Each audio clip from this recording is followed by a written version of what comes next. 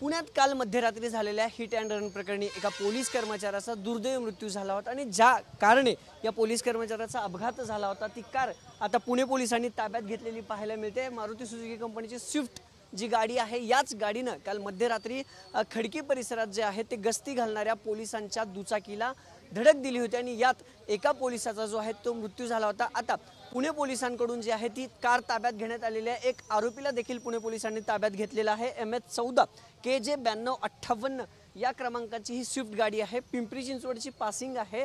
पुण्यावरून पिंपरी चिंचवडला जाताना काल रात्री हा अपघात झाल्याची प्राथमिक माहिती पोलिसांनी दिलेली आहे आणि हा जो कार चालक आहे त्या कार चालकाला देखील आता पुणे पोलिसांनी जे आहे ते ताब्यात घेतलेला आहे। ससून रुग्णालयात वैद्यकीय तपासणी जी आहे त्या खरं तर चालू असल्याची त्या आरोपीची त्या चालकाची कळते।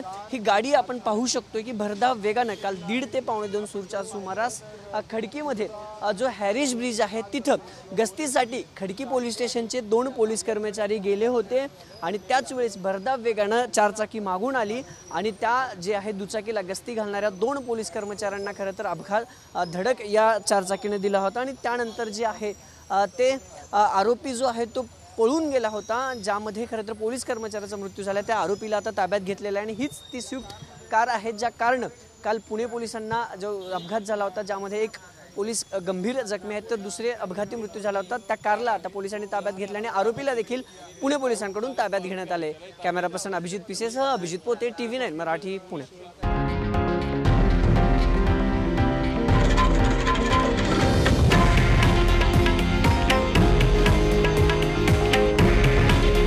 हे आहे देशातील नंबर 1 न्यूज नेटवर्क आणि आपण पाहत आहात TV9 मराठी। काळजी तुमची, हित महाराष्ट्राचं।